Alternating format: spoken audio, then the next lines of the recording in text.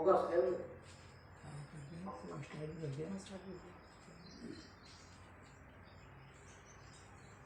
ये भी रखो।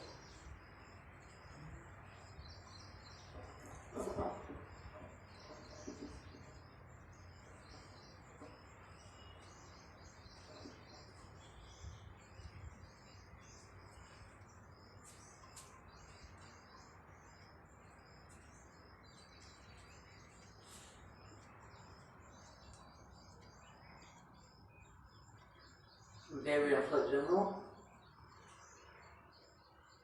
इसी सप्ताह में हम गुरुमुखी लोगों के लिए वर्ष का सबसे बड़ा त्योहार है।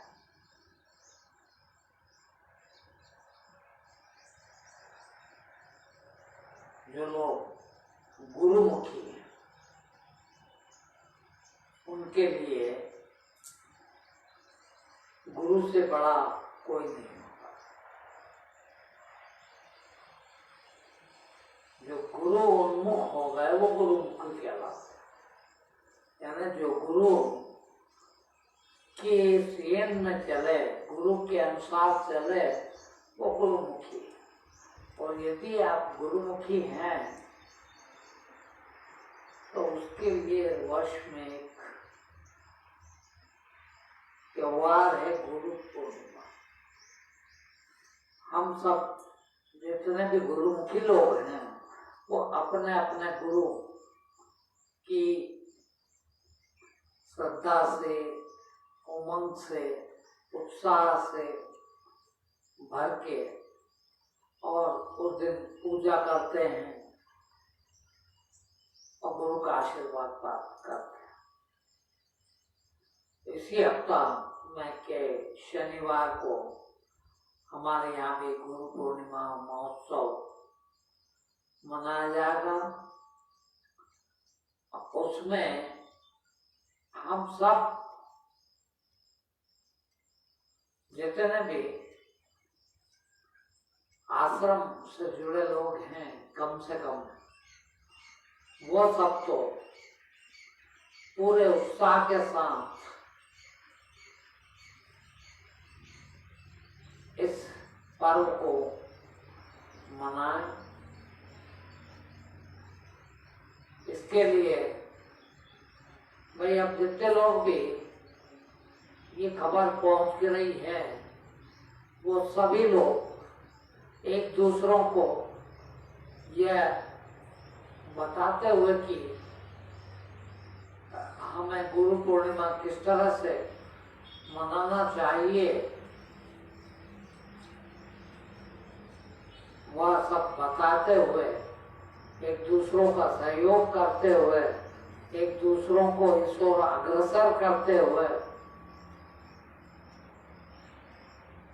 पूरे उत्साह के साथ उस दिन मनाएंगे। समय का शुभ काम में समय का उतना महत्व नहीं होता, देखिए फिर भी हम इतने बंधे हुए हैं कि यहाँ भी यदि 9 बजे आना है तो हम 9:30 को आए, 9:30 को आना है तो 10 बजे तक आएंगे। भाई एक ही तो बात समझा रहे हैं आप लोगों से कि दुनिया के काम, सारे काम आवश्यक हो सकते हैं, थोड़े जरूरी हो सकते हैं, किंतु जीवन में सत्संग से बड़ा काम कोई नहीं हो सकता। और जब सत्संग में जाना हो तो भी हम घड़ी देखें 10 बजे पहुंचेंगे, 15, ये सबसे बड़ी अज्ञानता है। भाई ऐसी जगह जाने के लिए तो क्या टाइम देगा? जितना जल्दी हो सके, जितना अधिक से अधिक समय दे सके उतना दे।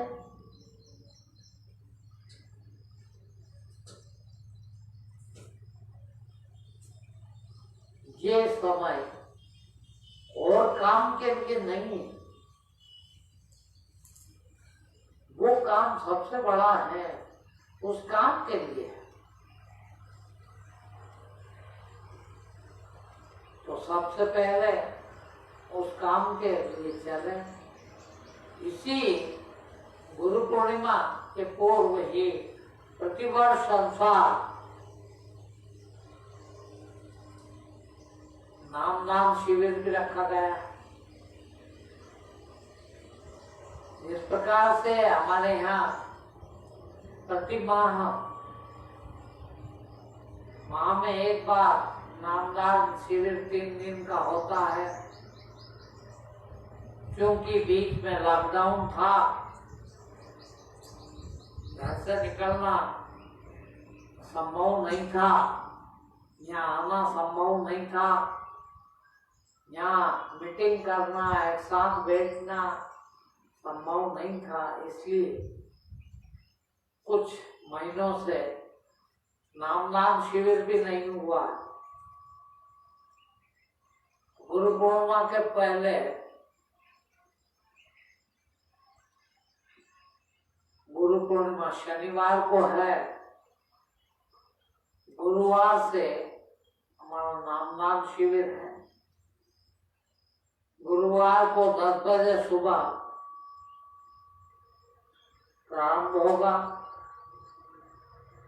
इस अनुसार सभी भाई बहनों से यह विनती है कि अधिक से अधिक लोग नामदान में पधारें, शिविर भी अटेंड करें। ये वक्त बार बार नहीं मिलेगा भाई बहनों। गुरुवार को 10 बजे, फिर उसी दिन 4 से 5, फिर दूसरे दिन 10 बजे सुबह व 4 से 5 शाम को, और तीसरे दिन यानी शनिवार गुरु पूर्णिमा को सुबह 8 बजे नामदान होगा। आप सब भी पधारें और अपने मिलने वाले चिंतक लोगों को भी ये बताए कि हमने नाम लिए हैं, नाम लेने से हम लोगों को कितना लाभ हुआ है, हम कितने रास्ते पर आए हैं।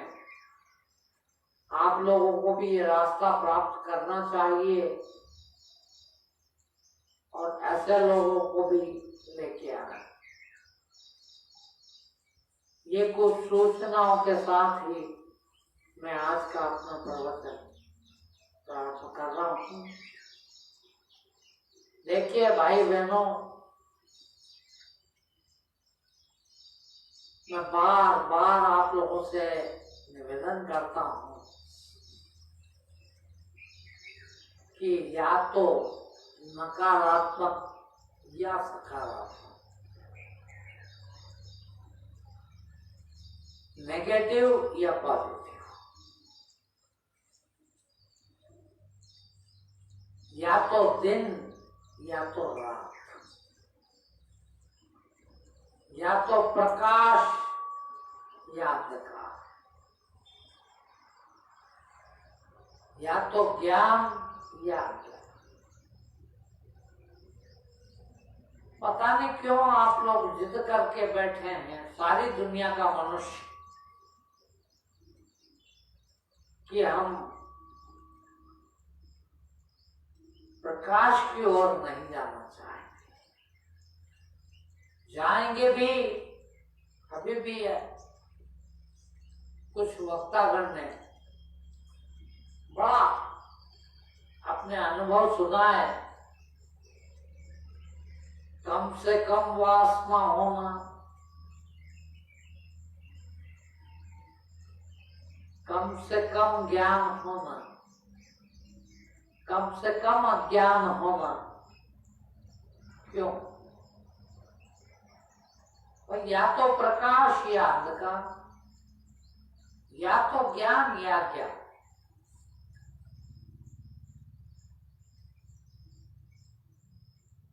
हम क्यों न करें। बहुत भाई बहन जुड़े हैं, कई वर्षों से जुड़े हैं। फिर मैं बहुत कड़वी बात कहने जा रहा हूं। मैंने इतना कर लिया, मैंने इतना कर लिया, मैंने इतना। ये बताइए कि टोटल अंधकार किसका गया, टोटल अज्ञान किसके गया। चलो कोई बात नहीं, मिल गया। टोटल अज्ञान को अलग करने के लिए, टोटल अंधकार को समाप्त करने के लिए आबद्ध कटिबद्ध कितने लोग हैं।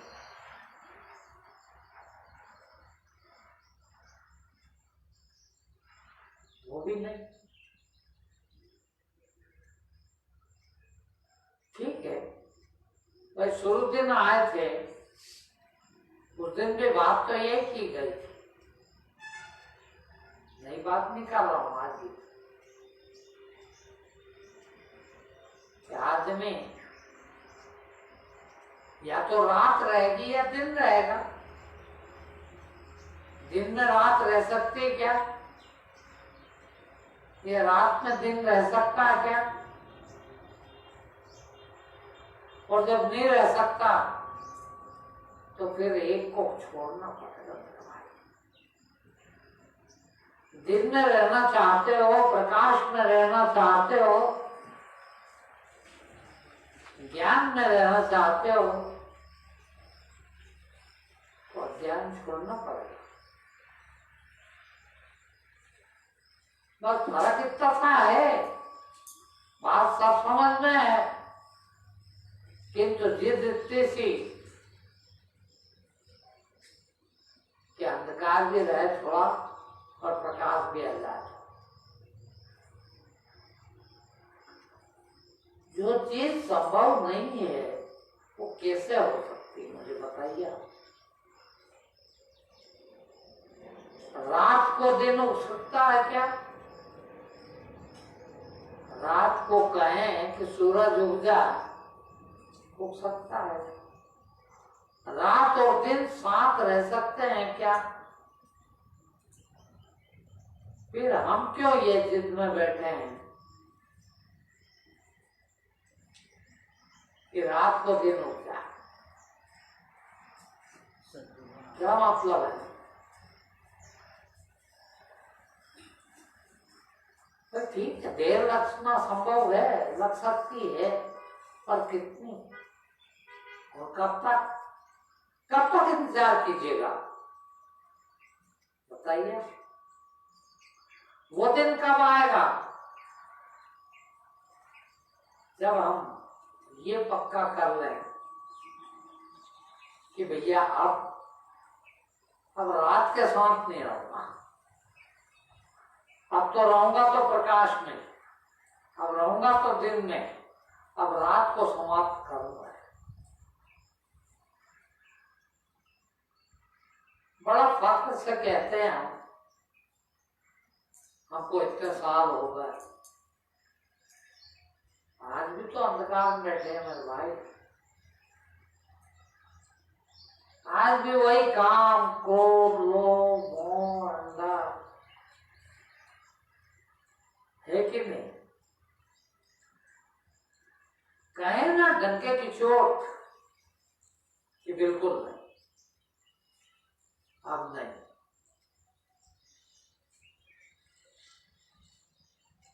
बड़े ज्ञान बगाते हमें उसमें भी। क्या हो गया बोले? क्या घर रह के ज्ञान प्राप्त नहीं किया जा सकता? क्या संसार में रह के ज्ञान प्राप्त नहीं किया जा सकता? क्या पैसे वाले रह के, नौकरी करने वाले रह के ज्ञान प्राप्त नहीं किया जा सकता? क्यों जिद है हमारी ये कि नौकरी भी रखेंगे भी, धंधा भी रखेंगे भी जी, और ज्ञान भी चाहिए। वह ज्ञान मिलता है और ज्ञान है ही वो, ये अज्ञान जात और सिर्फ ज्ञान उतना सा ही है, बहुत छोटा सा। जो मौत छीन ले, देखना जो चीज मौत आपसे छीनेगी वो आप खुद ही छोड़ दे, तो क्या? और मौत न छीन सके वो रहने तो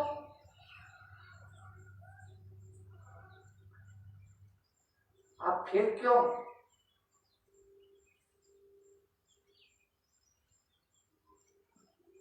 तो कितने फक्र से हम बड़ी बड़ी बातें करते हैं, चार दोस्त बैठ गए तो एक दूसरे को ज्ञान बांटते हैं, तो खुद अज्ञान में लेना। कोई बात सुन ली कहीं से, अच्छी लग गई, बहुत सुनी, बार बार सुनी, रटा गई, अपन भी रट लेते हैं,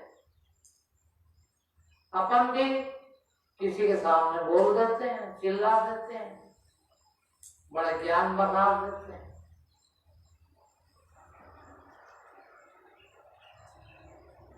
और ये अंधकार में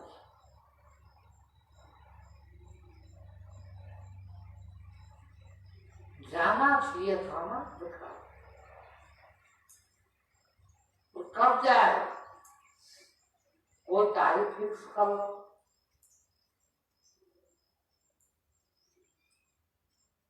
भाई फला तारीख तक। बोला अभी छोटे हैं बच्चे, अभी बड़े हो जान दो। मैं कई को जानता हूं, बच्चे बड़े हो गए, इतने साल और कमा खा ले, चलो इतने साल कमा खा ले, अब क्या हुआ? नहीं बोला सब छोड़ दिया। क्या छोड़ दिया भाई? कहाँ छोड़ दिया? आज भी वही कर रहा है, मरेगा। 10 रुपए कहीं गिर जाए तो शाम को रोटी नहीं खानी, वापस 10 रुपए गिर गया, आज तो नुकसान हो गया, आज रोटी नहीं खा। कितना बंद है 10 रुपए से?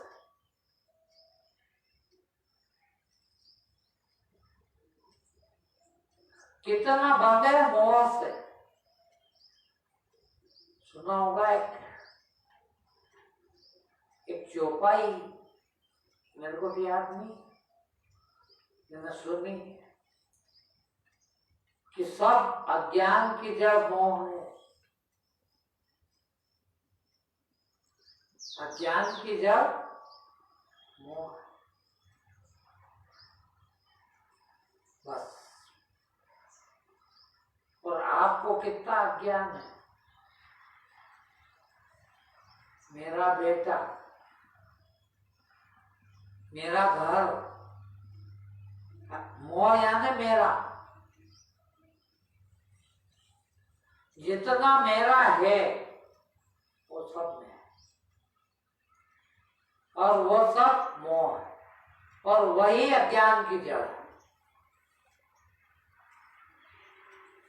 कितना मेरा है?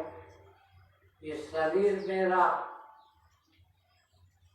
ये कपड़े मेरे, ये घर मेरा, ये पत्नी मेरी, ये बच्चे मेरे, ये रिश्तेदार मेरे, ये नौकरी मेरी, ये पैसा मेरा, ये धन मेरा। क्या छोटा बताइए तो?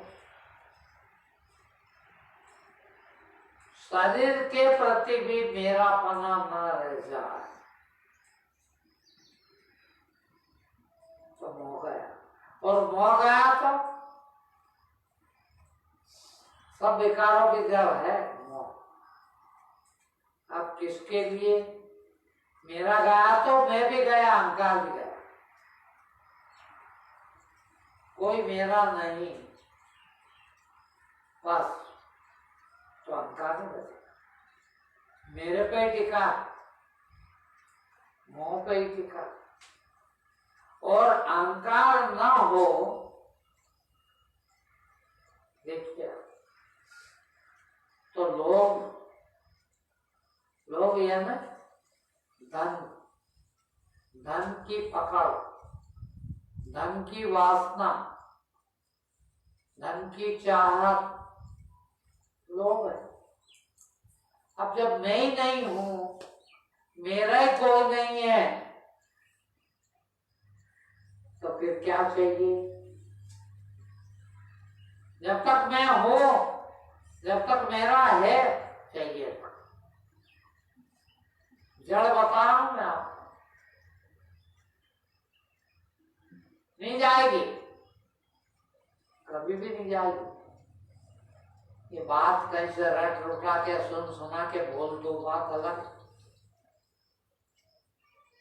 और बोलते ही रह जाओ, कुछ भी नहीं होगा। और मैं तो कह रहा हूं, कितने साल जी लिए अपन, कोई 60 के भी हो गए, कोई 70 के भी हो गए, कोई 50 के भी हो गए, कोई 40 के भी हो गए। इतने दिन में नहीं हुआ, क्या पक्का है कि बाकी दिन में हो जाए? लेश मात्र भी नहीं हुआ है। जब इतने दिन में लेश मात्र भी नहीं हुआ, तो बाकी दिन में क्या होगा?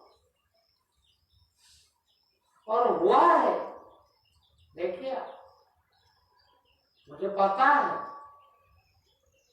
अभी आप सुनोगे 1 घंटा, तो भीतर ये चलेगा, बात तो सही कह रहे हैं गुरु जी, आप नहीं जानेंगे, आप छोड़ेंगे।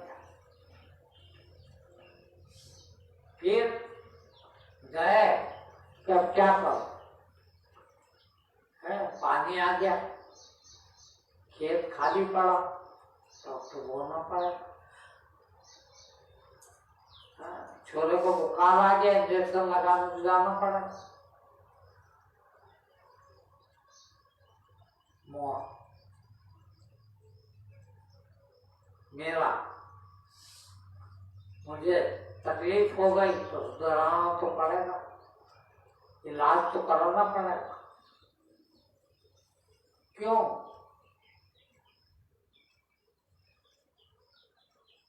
मैं भी गया, मेरा भी गया, कुछ भी नहीं अपने पास।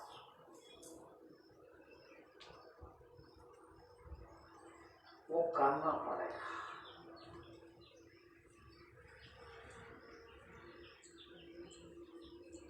कब तक चलाएंगे इसको? कब तक? और बहुत सरल बात है भाई, सिर्फ गलती एक जगह हो रही है, सारे मनुष्यों से। क्या? भले ही कहे कि हमको तो याद है, मगर सब मौत को भूले हुए हैं। मौत को याद कर ले तो सब काम हो गया। सोचिए आप, मौत अभी आ सकती है कि नहीं? इसी समय आ सकती है कि नहीं? आती है, आ सकती। और मौत आ जाए तो आपका, मेरा, जिसको आप मेरा कहते हैं, कुछ भी बचे तो मेरे को बता दीजिए, क्या बचेगा? मान लो अभी 11:30 बजने वाली है और ठीक 11:30 बजे मौत आ जाए, मेरी मौत आ जाए, मैं मर गया, अब मेरा क्या बचा? मेरा बेटा बेटी भाई बहन पैसा कौड़ी धन दौलत बचा कुछ? कितनी देर लगी? आज तो मेरा सब कुछ है, अभी तो सब कुछ है, मगर अभी 1 सेकंड बाद मौत आ जाए, फिर मेरा क्या? और ऐसा कोई आदमी है जिसको कभी मौत नहीं आएगी? ये कोई? सबको आएगी। जब सबको आना है और सबका सब कुछ चला जाना है, फिर भी देखे क्यों बैठे? इतने से ज्ञान नहीं आ रहा। अभी आपको समझ में सब बात आ रही है। अब क्या करोगे कि इतना सा और बचा है, इतना और कर लो, मैं भी सब छोड़ूंगा। कल एक सज्जन मेरे पास आए तो कहने लगे कि गुरुजी 11 बरस और संसार में रहूंगा।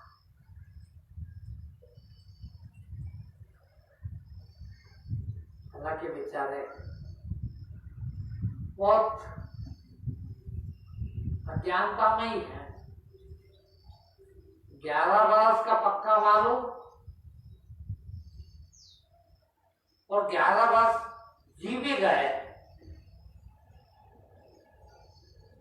तो 11 बरस में ऐसी कोई परिस्थिति आ जाएगी कि तुम छोड़ जाओगे। कहते हैं आप लोग बहुत आराम से कहते हैं मरे बिना स्वर्ग नहीं दिखता, लेकिन कभी ध्यान दिया क्या कह रहा हूं? स्वर्ग दिखता है, मरे बिना स्वर्ग नहीं दिखता, मतलब मरने पे स्वर्ग दिखता है।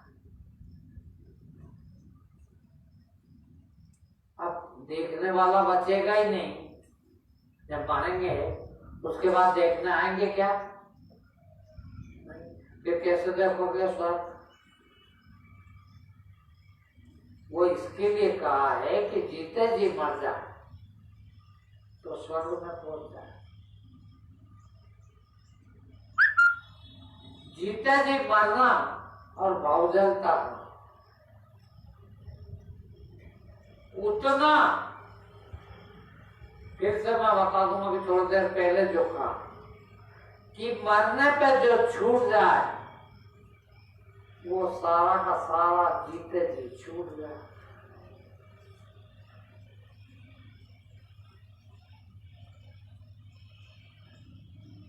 कुछ भी ना बचे।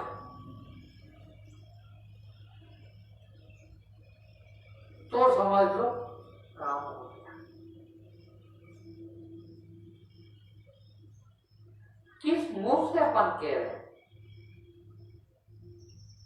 40 साल पहले भी यही कह रहे थे कि मैं ऐसा करूंगा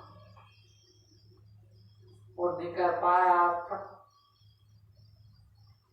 अब कहते हो कि उम्र कम बची, अब 40 साल का नहीं कह पाओगे। अब नहीं कहते 40 साल का, फिर आप कहते हो 5 बरस बात कर लूंगा,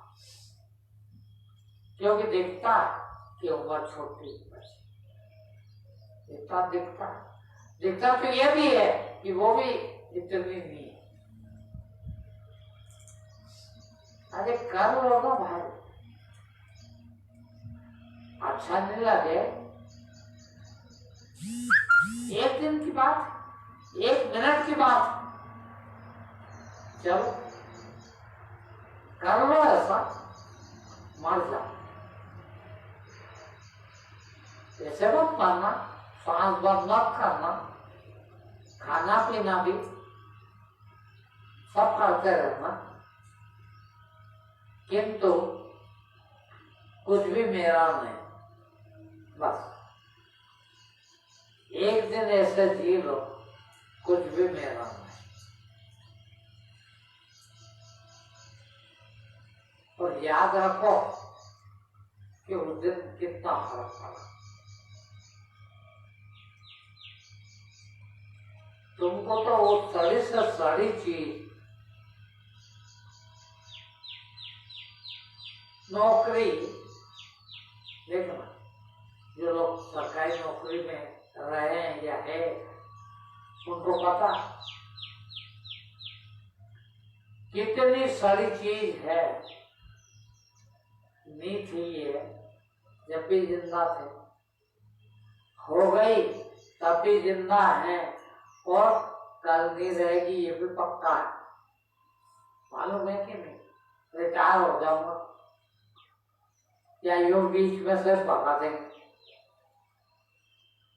जब रहने की नहीं है तो उसमें भी कैसे चिपके हुए हैं। एक मिनट भूलना नहीं चाहते, नींद में भी सपना वही देखते हैं, ऑफिस का। और ऐसा नहीं कि नौकरी वाले, सब खेती वाला खेती को देख रहे हैं।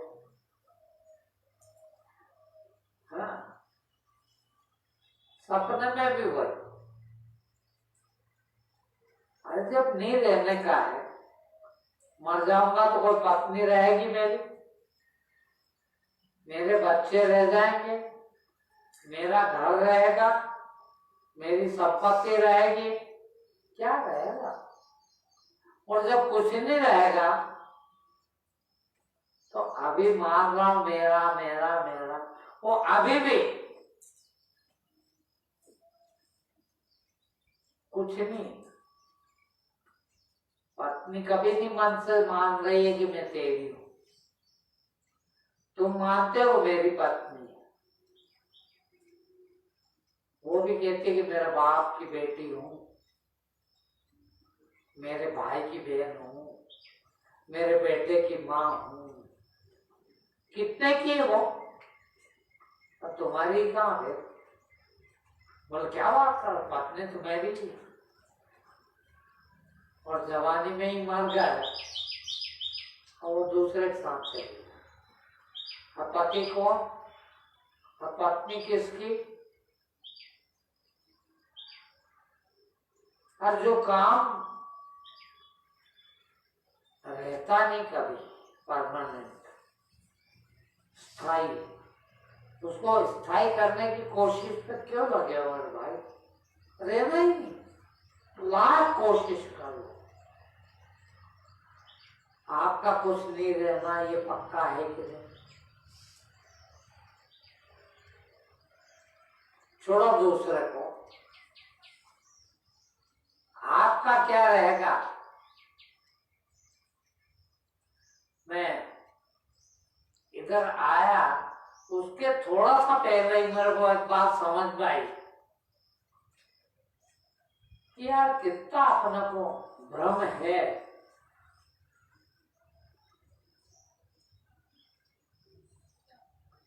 अपन दूर से भी देख रहे हैं कि वो घर, आप मेरे को इतने जने मिल गए और मान लो मेरा घर वहां है, तो मैं क्या कहूंगा? आपने पूछा कि वो घर किसका, मैं क्या कहूंगा? मेरा। यही कहूंगा, आप भी यही कहेंगे आपके घर को। आपकी पत्नी से कोई पूछे कि घर किसका, वो ये कहेगी कि मेरे पति का, कहेगी क्या? नहीं, फिर क्या कहेंगे? मेरा। तुम्हारे परिवार वालों से पूछो, तुम्हारे काका जी आ जाए, उनसे पूछो किसका है, तो बोलो मेरे भतीजे का मकान है। और पत्नी के काका दिया जाए तो उनसे पूछो कि ये घर किसका, तो वो कहेंगे मेरी भतीजी का। तो भैया अभी तो आप कह रहे थे मेरा, वो कह रही थी मेरा, आपका काका जी